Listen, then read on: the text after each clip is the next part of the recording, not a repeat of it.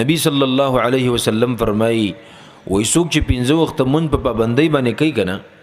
نو د دې مثال دی لکه سړی چې د ورځې 15 ځل غسل کوي نو چې انسان د ورځې 15 ځل غسل کوي بدن به خیره پاتې شي نبی له سلام وای څوک چې 15 وخت مونږ په پابندۍ کوي کنه نو د په بدن باندې به یو ګنام نه پاتې کیږي الله به غون ګناهونه ورځي او ختم به کی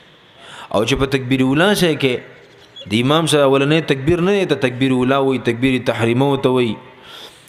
د تکبیر اولا سره چې د امام سره مانځ کې شریکيږي نو نبی صلی الله علیه وسلم فرمایي سلوي خرج په تکبیر اولا سره 15 وخت منځ وکړو نو الله به دو پروانه درکې براءه من النار د جهنم د ور نه به ازادي درکې وبراءه من النفاق منافقت به الله د زړه نه وباسي منافق به نمري مؤمن به مري دنیا نه به مؤمن زی